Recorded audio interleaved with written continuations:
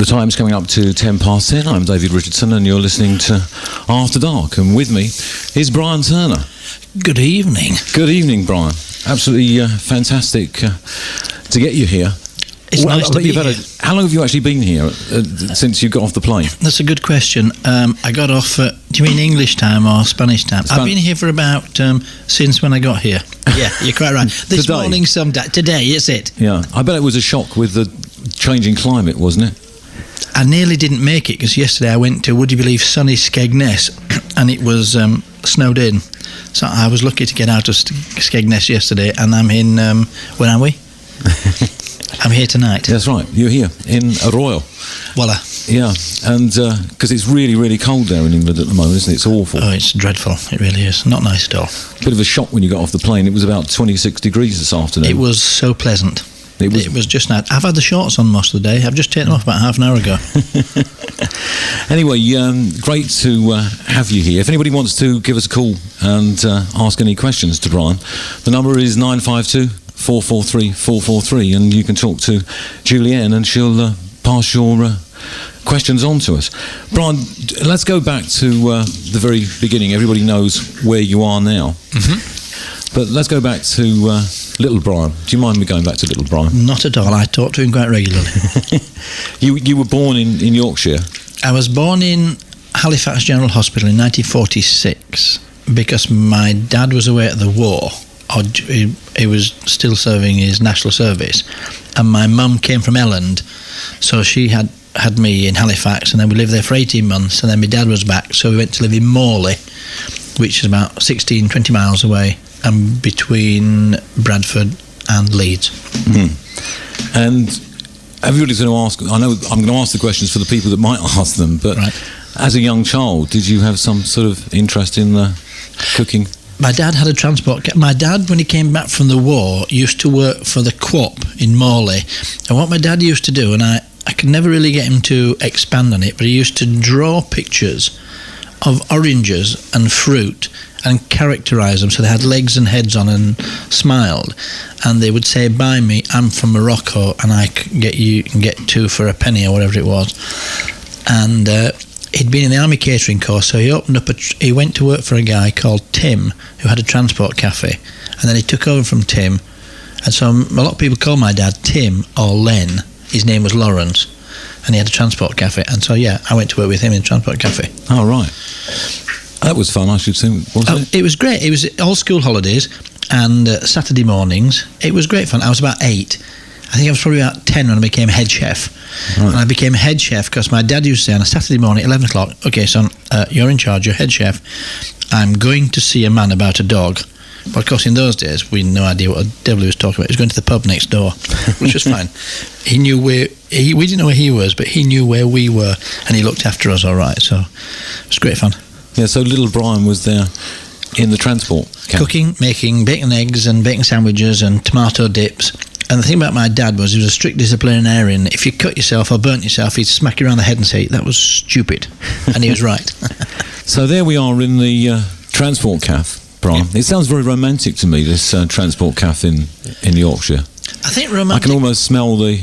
Oh, yeah, absolutely. It is psychosomatic almost, isn't it? And in the days of the peak of those transport cafes as well, isn't it? Because they were all over Britain, weren't they? Yeah, they were. And my dad, I have to say, he never got recognition like you do in guides these days, but he was blooming good. He did a great job. But you say romantic.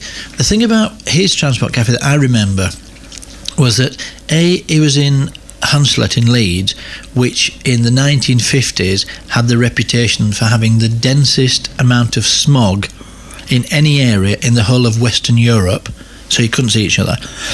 And secondly, it was on the way between Wakefield Prison and Leeds, so when the smog came down and the prisoners went over the wall, they'd come in towards Leeds and they'd see my dad's cafe and they'd break in. This is true.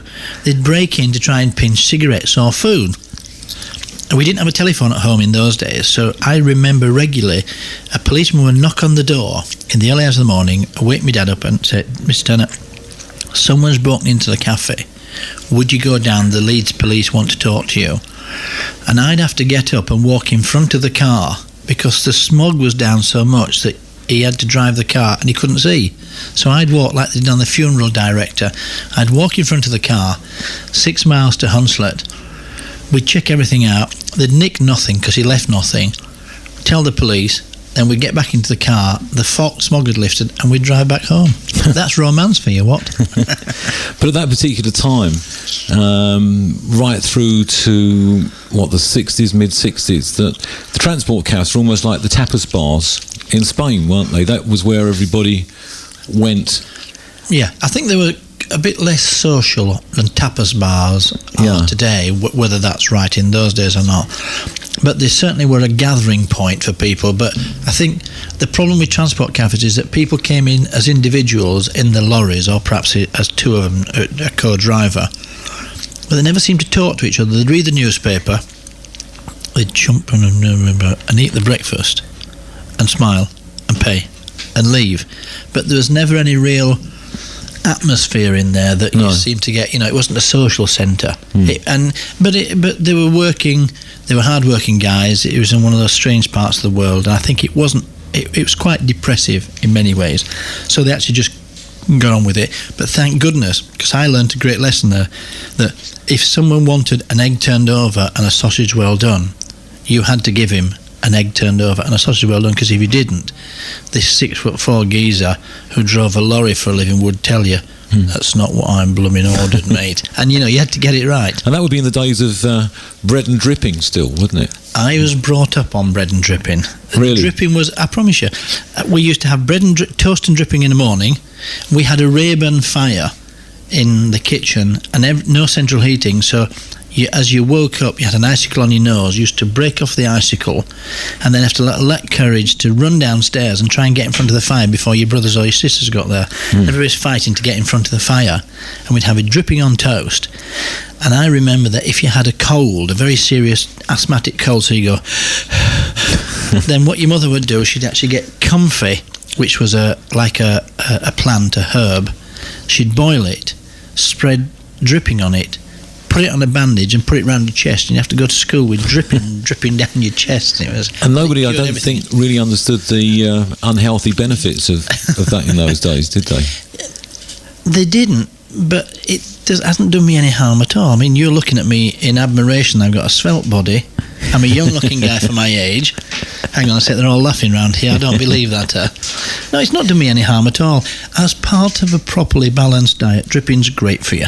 Some music that you've actually requested. You say, I like my guests to have some input with the music. How kind. And this is the Lionel Richie track. Hope you enjoy it. And the people enjoy it. You are listening to